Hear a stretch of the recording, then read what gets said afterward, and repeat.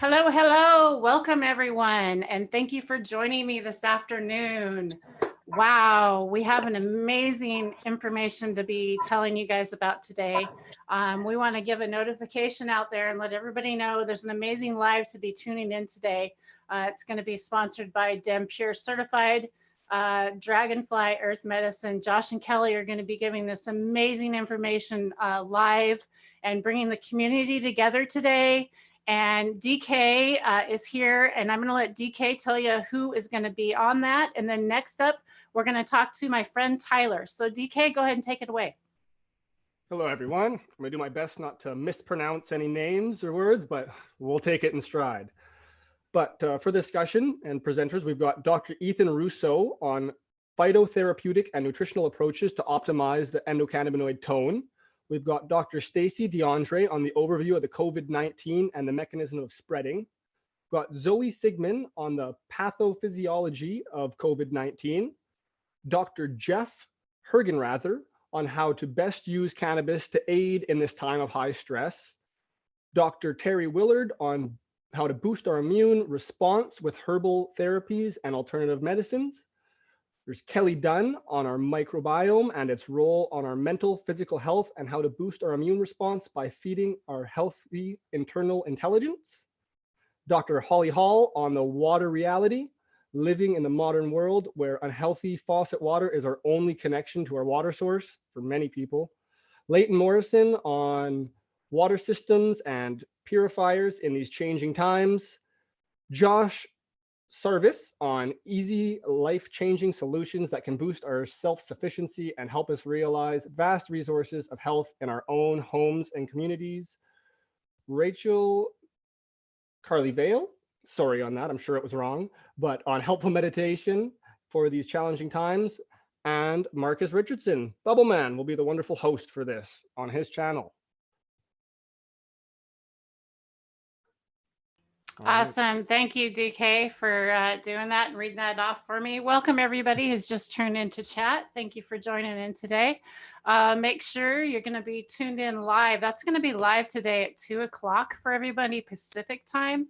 There'll be a chat and everybody will be able to get involved and come together as a community and ask questions in there. I'm really super honored to be able to be a part of the Dragonfly Earth Medicine crew. Josh and Kelly, if you haven't met him yet, you've got to. Tyler had the opportunity. I know Tyler's met him. He knows all about them as well. We're all big, huge fans of them. So without further ado, let's get to Tyler and talk to who Tyler is. So if you don't know Tyler, Tyler's also done a YouTube video with Shango. And he had done some ketamine treatments and talked freely about that. That was really awesome. I loved that video that you did, Tyler. Thank you for that and everything that you've been doing. So welcome. Yeah, thanks for having me. I appreciate it. Hope you can hear me okay. Yep. So the ketamine video with Shango was great.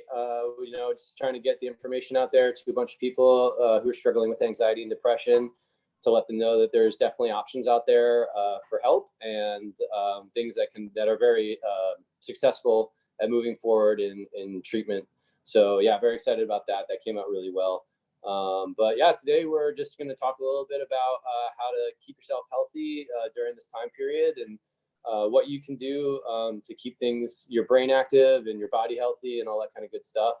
Earlier this morning, I went live on my own company's Instagram page and talked a little bit about what we're doing here at the farm. One of the things that we're putting together is a little bit more food crop this year. So we're going to have some food crops available for folks who are a little bit in a struggling situation during these times. So if you're elderly or if you're a single parent or disabled or just struggling at the moment, we're hoping that in the next 60 days, when our first few food crops come down, that we'll be able to provide them at very discounted prices for everybody. And in several situations, hopefully we'll be able to give them out for free. So it's just working towards all that kind of stuff over here.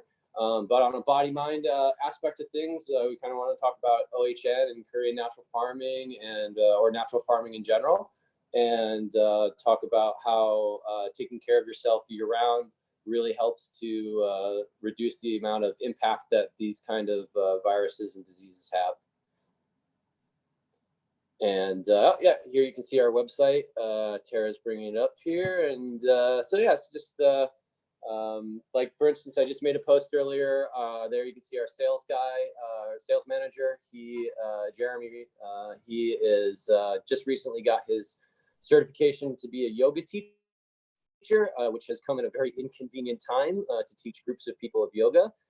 So if you're looking to learn more about sun salutations and how to keep yourself stretched and properly worked, Jeremy is now taking online clients. So different options for different people out there.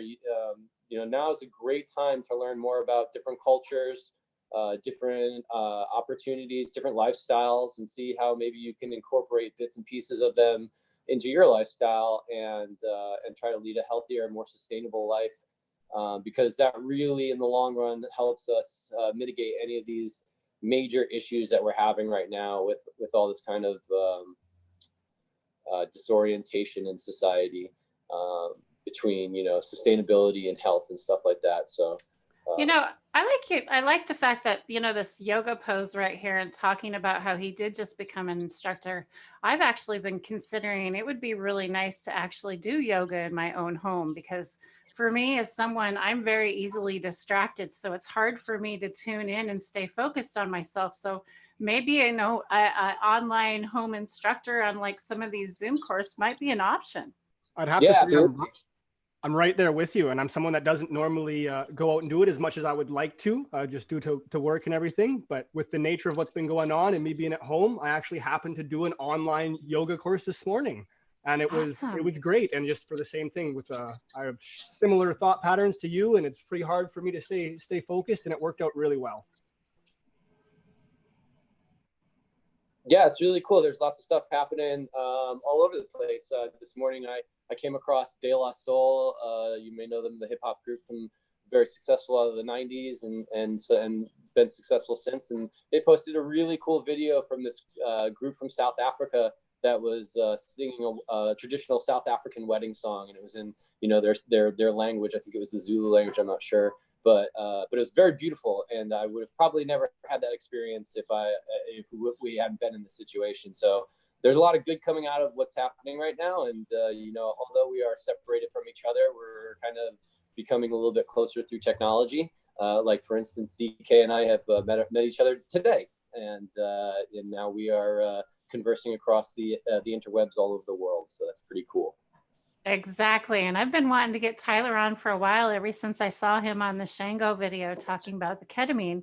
I think it's so important that so many people share their medical experiences right now with what's going on. I can be honest with everybody here. That's why I'm on YouTube. That's why I have a channel. It's because my passion for cannabis and what it's done for me medically, and how much I feel like you can give back by just telling your story. It's amazing how many people you can help out there.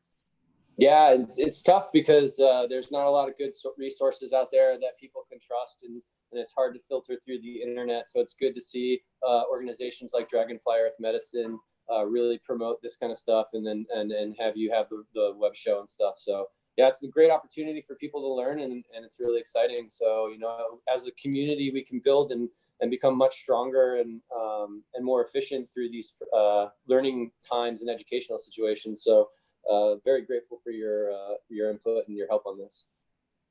Awesome. Thanks, Tyler. So do you want to go back and talk about any more on your Instagram account? I can share some more with it. I thought that Hoop House was amazing that you were building this morning, talking about that. That was pretty cool. Yeah, so we were able to purchase a new greenhouse this year and kind of upgrade to a light depth system. We decided to choose to go with Humboldt light depth. James out of Humboldt there has been above and beyond as far as customer service goes, and really helping us try to get what we need for the right situation. Growing in the desert is very difficult, has a lot of different aspects that you don't normally have to deal with in Western Washington or other areas where it's not as dry and hot, or you don't have huge temperature swings throughout the day. Like for instance, last night it was 23 degrees out, I think, and today it's going to be 60. So, you know, in the middle of July, it can be 90, 110 degrees during the day. And at night, you can drop down to 40 degrees, no problem, 50 degrees easily. And so we decided to go with a double walled greenhouse, which allows us to have a interior light depth with an outer wall on the outside to help protect from rain and other elements and stuff during the day. And it's super simple. There's only 2 of us working here at the farm. I'm full-time, and my other employee is like half-time, 3/4 time. And he and I have been able to just slowly put this thing together over the last few weeks, and just kind of locking it in. Yeah, there you can see our chickens. We raise chickens as well too. We not only use their eggs for food for breakfast, but the eggshells are used as part of our water soluble calcium in our Korean natural farming inputs. So it's closed loop circle. And then also we take their manure and compost it, and that's reapplied to the fields at the beginning of the year as well. And then we also make compost teas out of that. So we get those indigenous microorganisms, and that really helps kind of get things going. Here you can see some of the wildflowers that we planted last year. You know, using different types of cover crops and different types of polyculture situations has really helped us to grow the best cannabis that we feel like we could grow. There's some Sweet Alyssum. Sweet Alyssum's been a real big savior for us. And it's a great plant to grow if you're looking for a low cover crop. It doesn't get too tall. It's usually about 18 to 24 inches, can be a little bit less, depends on the varietal you're using. But it's a really, really good pollinator attractor and beneficial bug attractor. And it does great as a cover crop to keep weeds out of your the under parts of your plant there. So I think there's actually a way of being able to tell the pH of your soil, because if you plant the purple ones, eventually they will go white if you have a certain alkali soil, if I remember right. Might check into Very that. cool. Yeah. I didn't know that. Yeah, that's one of actually the major issues we struggle with here in the desert. Yes. Is we have a really high pH for soil, and we have a very high ppm for our water for calcium carbonate.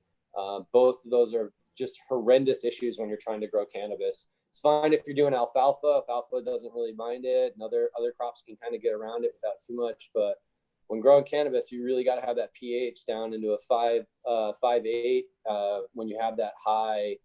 It's almost like growing in hydroponics, because you know the pH of the soil is so high that you have to lower it to like a 5.8 almost to get anything to work. The major issues with having a high pH is you get high phosphorus and high potassium locked up in your clay. So the clay particles will kind of like bind to the phosphorus and potassium, and it will make it inactive or not bioavailable for the plant. And it makes it really difficult for microbes to process it. So we've been having to work on basically aerating the soil, getting some beneficial microbes in there. We worked with Mammoth Microbes, has been supplying us with their product line, which has been a huge benefit in kind of getting things moving and grooving and getting the soil acclimated to a better place.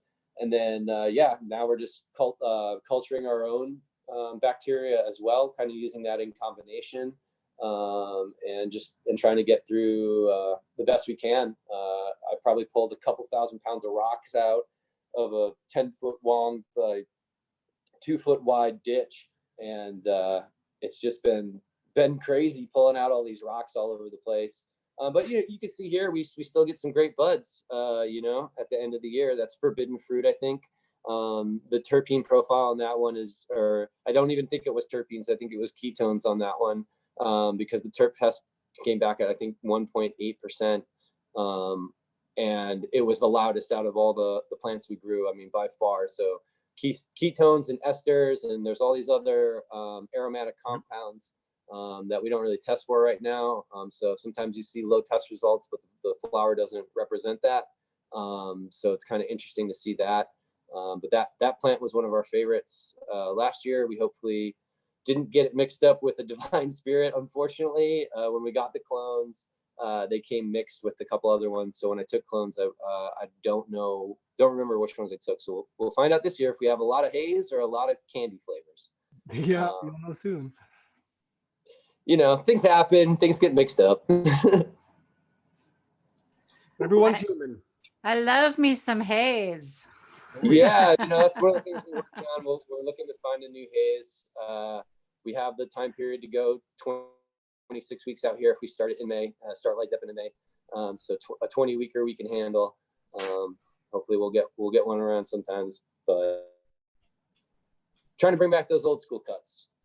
So you think we get 20 weeks out here in Moses Lake area, you think, huh? I think if I can get the plant started flowering in May, I could probably pull it down in October, and I could have one full light dep of really full term sativa. That would be nice, which would kind of be tough for us because we usually like to get 2 light dep pulls per year. So if we get one, we kind of have to make it a special release and try to get our money's worth out of that one so we can keep going. But we'll see. Maybe something next year we'll find something that produces really big. Sativas are known for their weight, so we can get some weight off of them. But just got to find the right one that can handle the funky situation we got out here. Yes, we do have that funky situation. But hey, the Pacific Northwest, though, I love it. I do love it. The PNW is so diverse. I mean, I've never been to any place in the U.S. that has such diversity in its landscape. You got the rainforest on the west side, the mountains. You got the gorges. You got the rolling plains over on the east side, and you got the desert here in the middle. So it's such an interesting and epic way to look. Yeah, and you can see last year here, this is where we started. Kind of had a bunch of weeds and getting our cover crop started, and we did some rye last year. One of the things that you really want to make sure that when you have your cover crops is you manage them properly. Issue we had on one portion of the farm last year was some of the rye went to seed, and rye seeds are really small and they float all over the place, and they end up getting on some of the buds that we had. So we had to kind of destroy that stuff and get rid of it because it wasn't usable. But that's good to know. Yeah. It's kind of a pain. You got to be on top of your stuff.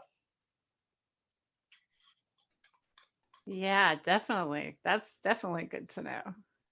So what do you think your favorite cover crops? What would you like if I'm kind of starting over this year? What would be like your favorite things to recommend to somebody right now? There's lots of good options out there, and I think like a lot of agricultural questions can be answered with what works best in your area. So a lot of cover crops will grow better in certain situations.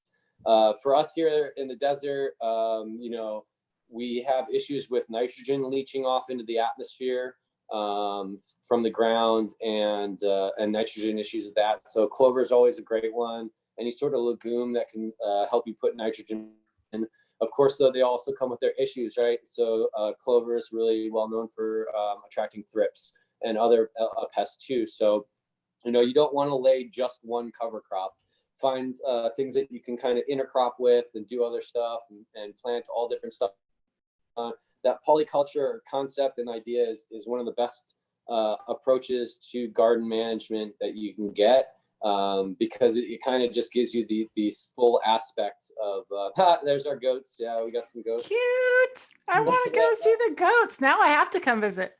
Yeah, we're getting some new ones last year, so unfortunately we don't have those goats anymore. Oh.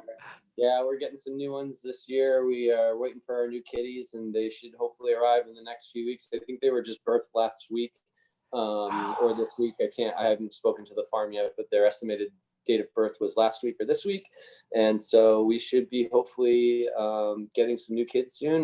We will be using. There will be 2 females that we'll be receiving. Both of them will be used for milk production. That milk will be used to create lactic acid bacteria on the farm, so that we'll be able to have local indigenous microorganisms that are cultured on farm and then applied to our products. If you don't know what lactic acid bacteria is, it's kind of like the police of bacteria. They kind of manage all like the health system for the plant and really help with that kind of stuff in the soil. So that's a great application for us. So that's a great option. Then of course their manure too. Add that to the chicken manure that we have and the green manure that we do as well. And we're able to really have a lot of recycled nitrogen and other nutrients that are applicable back to the farm, and can help us kind of cut our costs. Really, it's reducing costs for our production is what keeps our price point where it is right now. We feel like we have a pretty good price point. We're not gouging people. We try to produce the highest quality with the least amount of inputs. I guess that could be our tagline, more or less, if you wanted to think of it that way. But yeah, we're just trying to produce really healthy quality cannabis at a low cost so that we can get back on the shelf at a low cost. Awesome. Go. So much information. Yeah. DK, do you got any questions? Anybody got any questions out there? Oh my goodness. No, just great job. Pretty well. I was gonna I'm like, comment wow. on the cover crops, but you addressed on that. So other than that, it was just sit back, listen and learn. And yeah, that's good. Yeah, there's so many options out there for cover crops. Like this year we're planting comfrey and mullein. Mullein's a great cover crop in multiple aspects of things because the leaves have a lot of accumulation of nutrients and stuff like that. But they also make great toilet paper too.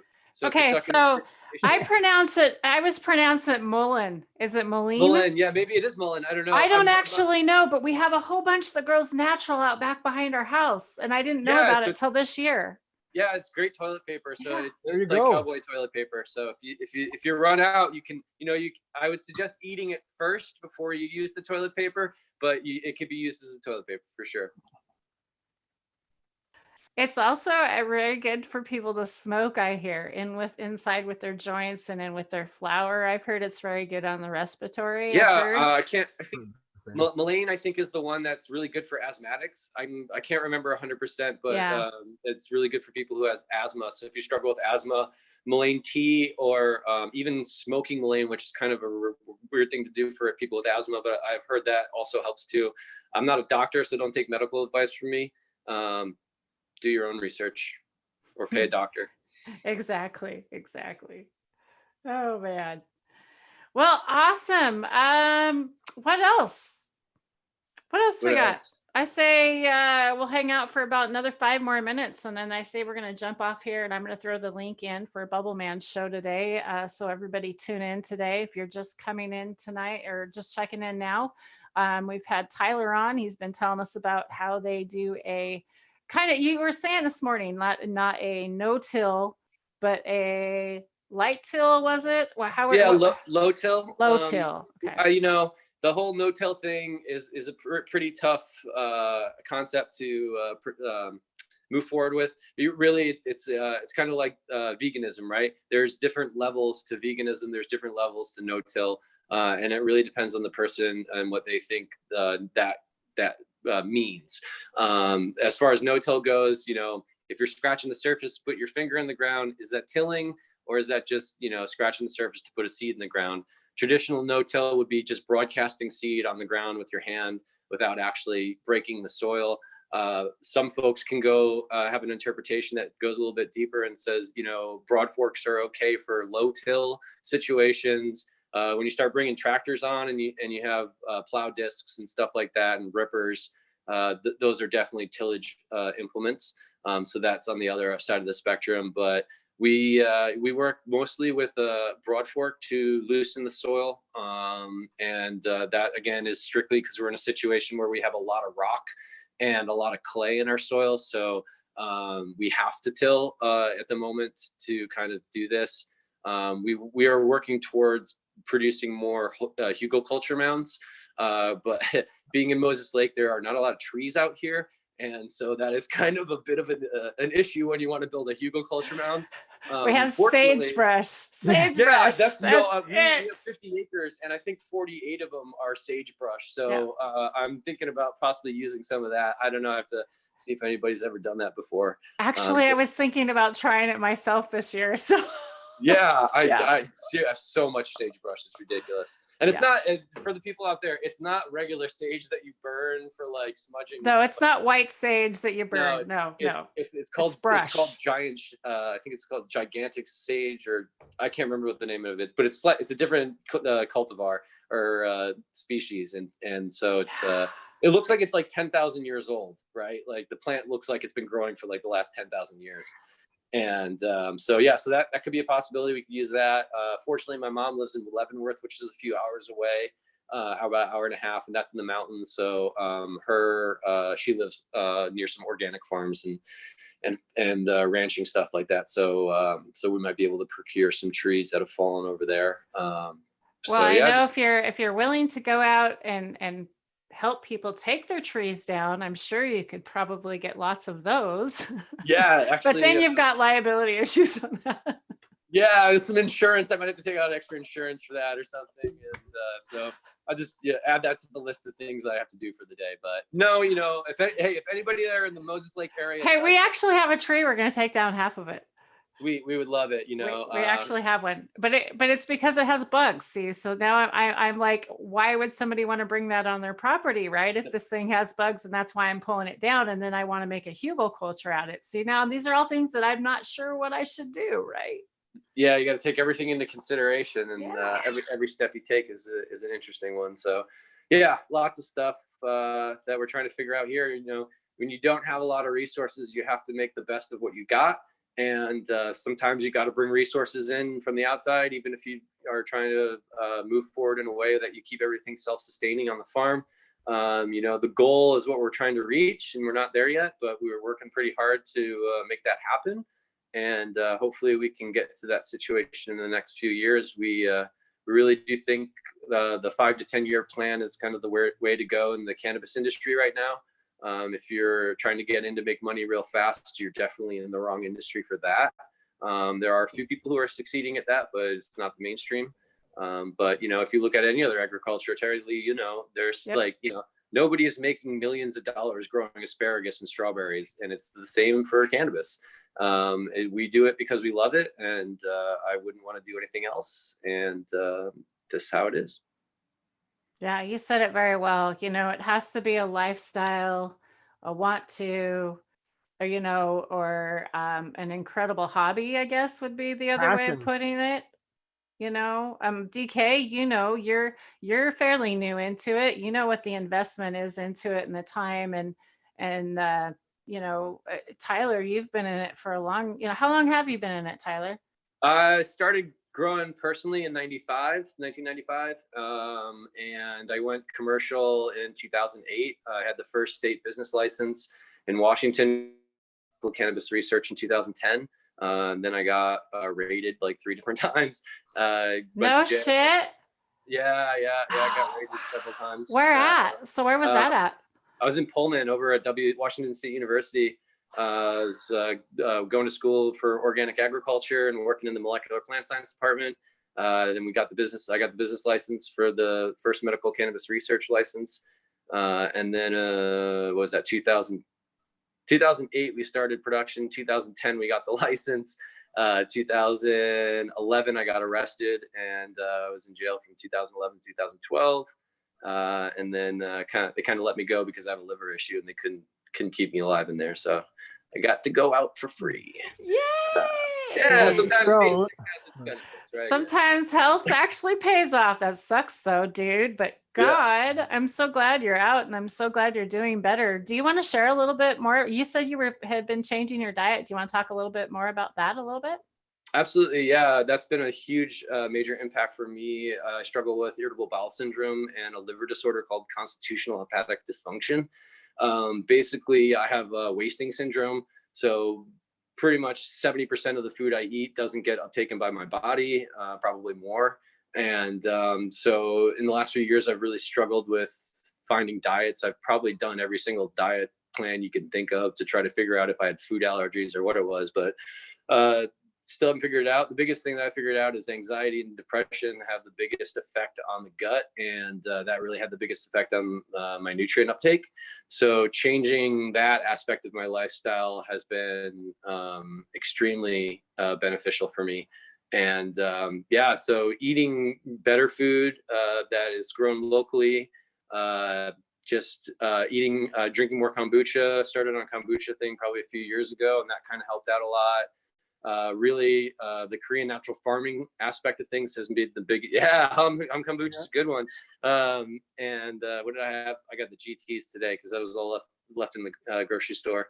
But yeah, Moses Lake is great because if you eat healthy, all the food's still at the grocery store. You know, most people here are eating like they're trying to get diabetes. So they've run out all the Twinkies and the Doritos. And I walk in the other day and I'm like, oh, sweet. There's all the aisles of the stuff that I eat. So this is perfect. So but yeah, no. We're lacking here on nutrition. And like, I was born and raised here. So this is what's also been hard on me. Like this new lifestyle for me and learning and this education has been so valuable and getting online. And that's why I'm here again. I want to preach this. People need to get online. We need to get educated. We need to get out there and we need to unite as the cannabis community and more, so that we can spread the knowledge and get the true information out there and hear from the parents like Tyler spreading this information, you know? Yeah, absolutely. It's really hard because there aren't a lot of options out there for healthy food. And then when you live in a small town, it's even harder, right? When you got maybe 20 or 30 restaurants and that's about it. You know, and so you got to do the best you can. But if you're on a limited budget, like a lot of us are, you can't go out and spend $100 every day on food and eat like that, even though we would all love to. It's just not feasible. And so growing your own food is definitely going to help supplement in that. Getting those micro organisms that are indigenous to your area are really going to help your gut turn around. OHN, Oriental Herbal Nutrients, which is a part of Korean natural farming, probably has been one of the major changes in my life. I've been working on consuming that more in the last few weeks and since seen substantial changes in that. But I think the biggest change that worked for me was that ketamine therapy. It just totally rewired me so that I'm not as anxious as I was before. And that has calmed my gut down to the point where I'm able to now uptake food better, and just kind of have a much better lifestyle and be more effective and efficient in my workflow. Yeah, again, everybody, if you just tune it in, this is again Tyler. He was interviewed by Shango, and go check him out. He gave all the information about ketamine and how he was treated for that with the doctors. What do you call it? Doctors diagnosis. Yeah. So the institute is called the Ames Institute. It's in East Lake, Seattle. The Advanced Institute for Medical Sciences. I'm not sure what the acronym stands for. I can't remember, but it's Ames, AIMS. Dr. Sunil Agarwal was my physician. He's a great guy. You can also look into Dr. There's a bunch of other doctors there who are fantastic, and I'm running bad. That's bad okay. on names right now. That's okay. But I put you on the spot. No, check it out. They have them all over the U.S. Actually, they're in New York and other places. I have other friends who had treatments as well too over in New York, and so yeah, it's. You know, it doesn't work for everybody. It's just like all other medicines, you know, it's individual to the individual. It's for each person, it's different. And so, you know, look into it. It may change your life. It may not work for you, but in the long run, it was definitely a life-changing event for me for the benefit. And I continue to promote it to other people because I think it works so well for me. Awesome. Yeah. Wow. So much good information, Tyler. I want to definitely get you back on here, man, because I know we can 100%. learn from you. Yeah. No, I'm a Gemini, so I'll talk all day. So you gotta be careful. This thing could run till the evening, but yeah, no, I'd love to come back on. Love to talk more. I think, you know, I'm all about open source and kind of helping people get a better understanding of helping themselves. Because I'm getting tired of going over and digging holes in other people's yards. So just, you know, go out there. The internet is a wealth. You have to have a sieve though, and make sure you sieve out all the shitty information because there's a bunch of information out there that just isn't good. But, you know, use your gut and use your intuitions. If it sounds like it's a good thing, it's probably a good thing. If it sounds like if it's too good to be true, it's too good to be true. You know, just use your intuition and try to filter out the information you can find, because there's a lot of great information out there, like DemPure certification, and the Rodale Institute has a new certification coming out for regenerative organics. There's a lot of great stuff out there, information. You know, look up Steiner, look up all these other farmers who came before us and laid the pathway for natural farming and organic farming and biodynamic. You know, there's all these different types of production methods that are sustainable. And are very easy to understand if you don't have a biology or a chemistry background. A lot of the stuff on the internet does break it down pretty easily. They've done such a great job with Korean natural farming, and DK showed me his Jadam book that he got. That's another great production method to look at. And you don't have to be solely stuck on one production method. You can combine bits and pieces of all these different production methods to create what works for you. That's probably going to be the best situation for most people, because they aren't able to reproduce exactly what they see on the internet due to whatever environmental conditions they have. That's really good to mention. And, that's part of the regenerative movement also. It's kind of like keeping within, like with 100 miles of your area as well, right? They kind of want you to stay in that area. So you're also not reintroducing something that maybe shouldn't be in your area. Yeah. That's, culture is the same thing for people as it is for bacteria. And when you culture it really strong in one area, it kind of adapts to the environment around it. And so as humans, the bacteria in our gut cultures to the local area we're in, for the water we're drinking and the food we're eating, and it makes us stronger for the area that we live in. And so the same thing will happen for your plants. If you introduce them bacteria and all this other stuff, they'll become much better at fighting other stuff that comes in. If you live in a cold area, introducing bacteria that are acclimated for warm areas, they're just not going to live. They're not going to last that long. And so sometimes bringing those other microbes in that are lab produced or produced off site may not be the best use. They may just be kind of burning money because maybe they last only a week or two or a month or something like that, and you really need them to kind of settle in and culture that area. And same thing goes with your gut. Try to make your own yogurt at home. It's pretty easy. They may have yogurt making machines. You can do it without a machine as well too, with mason jars or cur jars. If you're vegan, there's other ways to get around that too. But look into basically eating more locally. It'll enhance your immune system for your local environment. Yeah, just like microbes for your plant, microbes for your gut. So important. Yep. I'm learning so much from just, from growing. Growing is teaching me so much about myself, about my body, and how I need to treat my body better. We all think about, we want this big, nice bud. We want to keep feeding these plants, but how many of us are really feeding ourselves that way? And we've got to really realize if we're not doing it, we're not going to be healthy. And when these viruses come around, we're going to be the weak ones. They're going to attack us. And it's really important that we start taking care of ourselves now. It's preventative, it's not defensive, it's preventative. Yeah. And if you're a healthy person and you don't have a disease or disability that you have to deal with on a day-to-day basis, you're going to have a much higher, you're going to have a better ability to fight the disease, and you're going to have a better ability to recover if you do get sick, if you keep yourself healthy year round. If you're eating well year round, if you're, taking your supplements and doing your OHN shots and your lactic acid bacteria, that would really help. I think there was recent research. If a great person to follow is the Yogi Bear, David Heldreth from Panacea Plant Science. He is constantly reposting a lot of journal articles and research. And one of the ones that he recently reposted was about licorice root and how it contains a compound called glycyrrhizin. It's a really tough one, a lot of R's. And that licorice root component seems to be able to suppress the replication for the viral infection for COVID. And so people who are drinking OHN like myself on a day-to-day basis who are immunocompromised are finding that we're not getting sick, even though we're coming in contact with people who are sick. I travel to Seattle every week to make deliveries and do stuff. I've definitely been in contact with people who have not been healthy, and I've yet to get sick. So from an anecdotal standpoint, I would say do your research on your journal articles. There's a lot of stuff coming out about viral replication and how you can prevent it by eating healthy and staying healthy year round. And just not abusing your body with substance abuse of any sort, whether it's cheeseburgers or alcohol, or doesn't matter, just focus on staying healthy, do yoga, meditate, exercise if you can, and then eat well. And that's pretty much been how we got to where we are today, you know?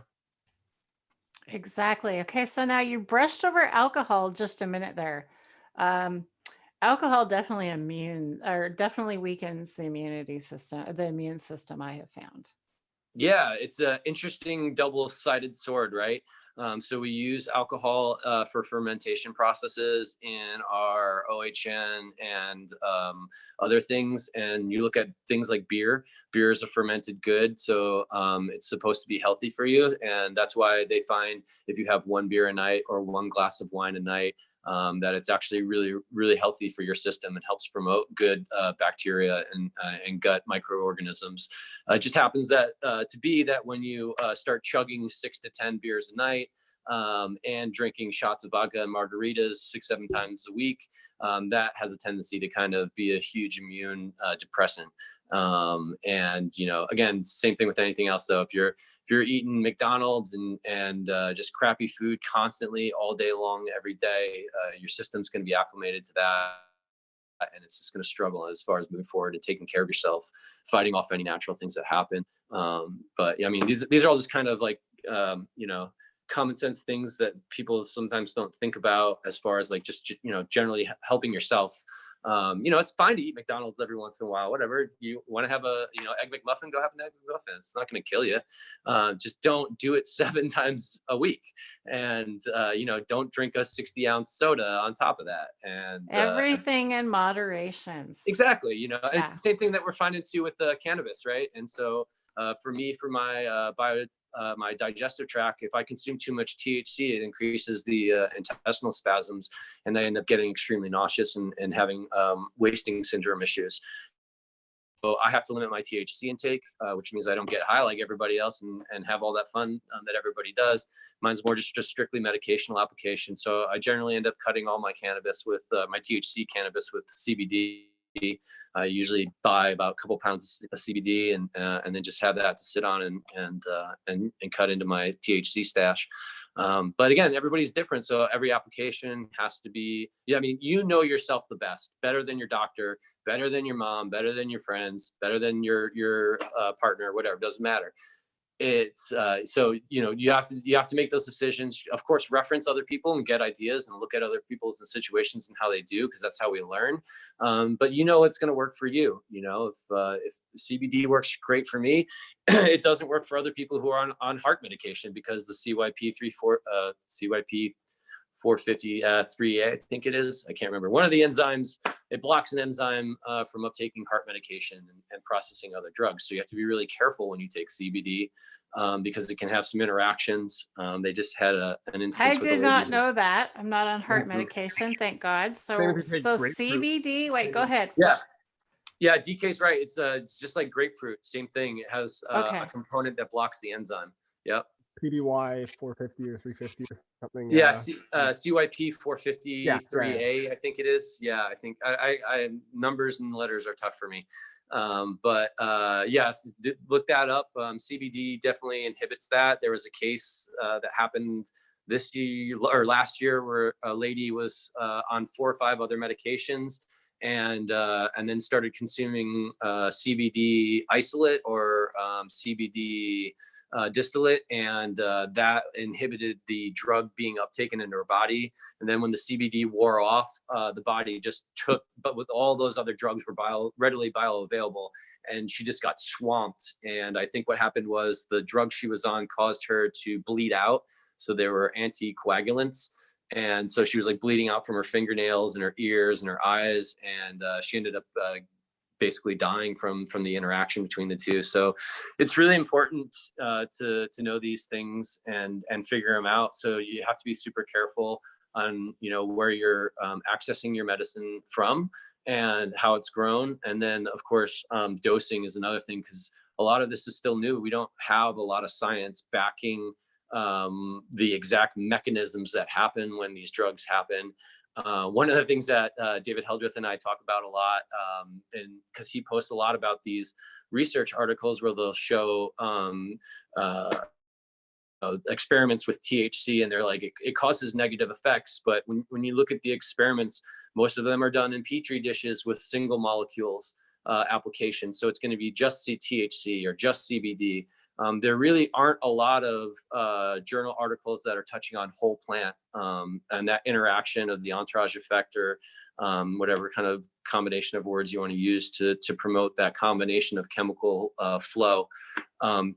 So that's interesting. In the next 5 to 10 years, I hope we do see more research. Dr. Ethan Russo is a very big proponent of the entourage effect. He's probably the best person to talk to about it.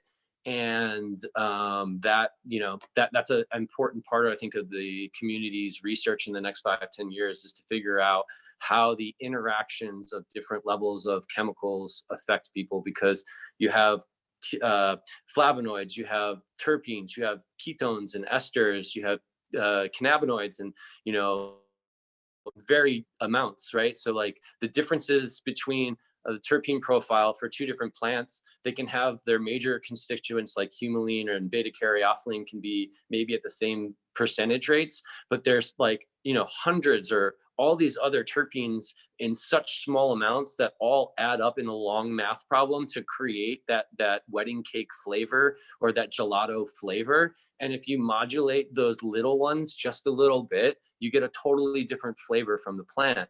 And because when you look at this, we can look at Kush and we can look at 5 or 6 other plants, and they all have 5 or 6 terpenes that are very common, humulene and beta caryophyllene and alpha pinene, and they show up a lot, but it's the combination of all the terpenes and all the flavonoids and all the esters and all the ketones that really is what brings out the difference in the medical effect. And you get a different product when you grow differently too. So you grow hydroponically, you're force feeding the plant nutrients. It's going to have a very specific terpene profile, which is why if you grow multiple different plant phenotypes or cultivars in one area off of one type of nutrient, they will have a very similar profile as far as their terpene production, because they're getting exactly the same recipe, as compared to if you do soil with natural inputs and stuff like that.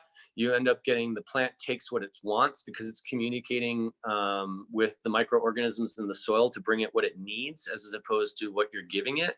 And so then it naturally produces its terpene profile for the environment and that it's in.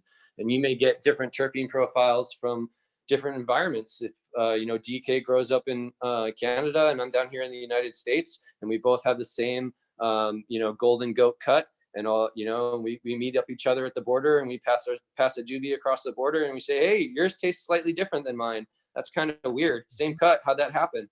And it's just because we live in 2 totally different areas. I'm in the desert and he's not. And so you're going to end up with a slightly different product every single time. And so hopefully people can understand, as far as consumers goes, it's very hard to replicate the same thing over and over and over and over again, unless you're in a hydroponic situation. And if that's something that you're looking for as a customer, that's great. We, encourage you to do what works for you. But we're looking for more natural solutions and regenerative solutions that can help sustain our production method and the environment around us for the next 100 years. Exactly. Better the planet as well. Yep. Yeah. We're not going to be here forever, but might as well take care of it while we got it. I think the real word was the good word in there was the sustain. Yeah. That's the regenerative sustain, that's how, to keep it going year after year and be able to provide for yourself with the least amount of inputs and efforts, right? That's kind of what we're looking for. Yeah. And sometimes you gotta bring things off from the farm. Like this year we had to bring boron and a couple other micronutrients because they just aren't readily available, and they're in such low levels that we have to make foliar applications. Not something that I want to do, but if we want to produce a product that works, and then we'll figure a couple of years from now we'll have our micronutrient levels back up. And that's really the thing that people need to understand, is like farming isn't something that you make fast applications for changes. You can make quick applications for pH changes by adding sulfur to the soil and other stuff, but then you end up having really high sulfur levels, and that inhibits uptake of nutrients in other areas. Mulder's chart, MULDER, is a good chart to look at, and talks about the interaction of nutrients and how they are antagonistic or agonistic towards each other. And so, if you start applying a couple 100 pounds of sulfur per acre to lower your soil pH, it'll work, but you're gonna have a lot of sulfur. and there's going to be a lot of problems coming from that too. So, you know, it's finding that balance between everything. Like this year, I mentioned before, my mom lives over in the mountains over there. So I collect pine needles from her place. Pine needles really help to acidify the soil. So, you know, at the beginning of the year, we go out, fill up the truck with bags of pine needles and bring them back, and just apply them to the soil, and slowly move towards a healthier soil through regeneration.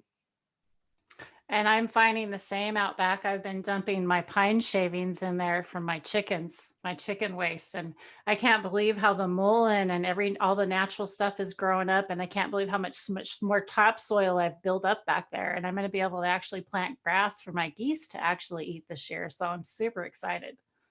Nice. Yeah, we were looking into getting some Indian runners last year. We just couldn't get a hold of them in time. So lots of great options out there folks can do. We encourage you to go read more, follow the Dragon Earth Fly Medicine group, and they're doing some wonderful stuff. Josh and Kelly are great people. You know, and there's lots of other people out there who are doing great stuff too. They always are promoting other farms that you can go check out. Who's it? Moongaze Farm. I can't remember. Oh yeah, Moongaze. There's so many. If you go follow Dragonfly Earth Medicine and then just go and look at all their likes, so everybody underneath that, you know, just you can click on any one of them and they're all so full of knowledge. Any one of the DemPure family and certified hashtag DemPure family. That's where you're going to find them all. And that being said, you know, we got about 10 minutes and everybody's going to be headed over to Bubble Man. So I think we should wind this on down, because I want everybody to get over there and watch that live and come together as a community. I do understand there's a lot of people out there that might not like Bubble Man, not really care for him, but let's do this as a community. Let's all get together. Let's all hang out and try and be one and unite and show the world what the cannabis community can do online behind YouTube.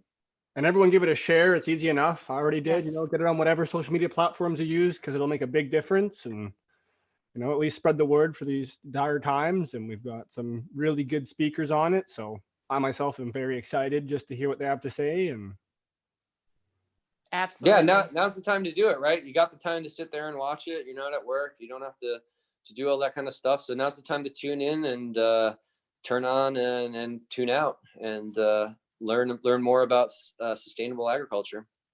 Absolutely. indeed, 100. yes. I do believe it's at 2:30, but Oh, is it at 2:30? I thought it was at 2. Let's get in at 2 so we can get that chat bumping. Okay. Get ready, get I your didn't know crap, it get might your be at cocoa. 2:30. Is it 2 or 2:30? But anyhow, so check it out. Get over to Bubble Man. They've already got a live chat up going. You can even start chatting with people already. They've got it up and going. We'll see Share you it out. Bubble Man's World. Get over there. Check it out. Hashtag Bubble Man's World. Everybody knows where that's at. Come on, YouTube. Yeah, Bubble Man's the man. I've been using the bubble bags since the early 2000s. We won a Terp Festival last year, first place for our bubble hash. Congratulations. So I definitely check. You know, he's got a great product line and great guy. Actually, I've got some Bubble Man bags and a washer that it's brand new. My friend and I are going to be working on making some bubble hash soon. I might be bringing you out, Tyler. So hey, Woo! I hear you know how to make that stuff, and you want a cup. I did. Yeah, it was a good time. It was good. Some Gorilla Glue, Temple balls. You know, Frenchy Cannoli is the guy. He taught me, and Jeff Church. I learned from Jeff Church and Frenchy Cannoli, and those guys have been monumental in the industry. I love Frenchy. Love Frenchy Cannoli. Good guy. Good guy. All right, guys. Tyler, tell everybody how they find you, and we're going to close this on down. Yeah, absolutely. You can check us out on Instagram and Facebook at Cascade Gnome, GNOME. And yeah, we just got a lot of stuff going on. Check us out. Shoot us a DM and ask us about what we're doing. We'd love to tell you a little bit more. Awesome. And he also does Instagram lives. I was on one earlier today, so he'll show you around the farm, I'm sure. And I'm sure when those goats come in, he'll be showing you the kids, the little babies, Yeah, huh? Absolutely. I'll be looking forward to those little babies. All right, DK, how's everybody find you? I'm DK Trades on Cannabuzz and Instagram. I'm Drake KO4. Yeah, I'm not super active. You'll find me on here. I just like to spread knowledge. We'll be here hanging out. Exactly. Yeah. Awesome. Well, thanks everybody for tuning in again. This is Tara Lee Live. And thank you all for subscribing and liking and sharing. And please get over there and let's all unite over at Bubble Man's World and have an awesome time today. All right. We'll see y'all there. See you in Bye. chat. Thank you.